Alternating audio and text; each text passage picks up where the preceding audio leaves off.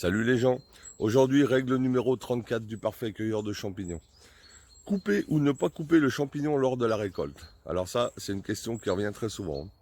Voilà une question qui entraîne bien souvent des discussions sans fin. Voici ce que vous devez répondre.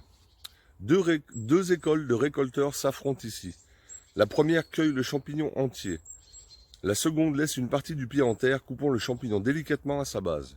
Tout d'abord, il a été prouvé que le ramassage du champignon entier dans le cadre d'une récolte familiale respectueuse de la nature n'a pas d'influence sur la pousse future. Souvenez-vous que le champignon ou carpophore que l'on récolte n'est que le fruit du mycélium souterrain.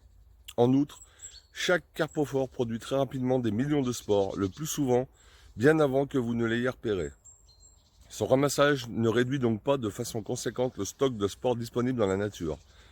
On entend aussi parfois qu'il faut ramasser le champignon en totalité pour éviter que la base du pied n'entraîne le mycélium dans son pourrissement. C'est oublier que 99,99% des champignons pourrissent sur place sans être jamais ramassés. Et ceci depuis des millions d'années, sans que cela ne gêne d'aucune manière leur mycélium. Enfin et surtout, couper un champignon à sa base risque de laisser entraîner des éléments d'identification primordiaux, tels une racine, une volve, un mycélium coloré, etc. Ce qui peut avoir des conséquences dramatiques.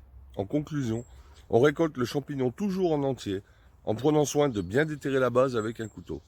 Alors moi personnellement, je fais partie de ceux qui récoltent toujours le champignon en entier, en l'arrachant délicatement. Voilà. Salut les gens.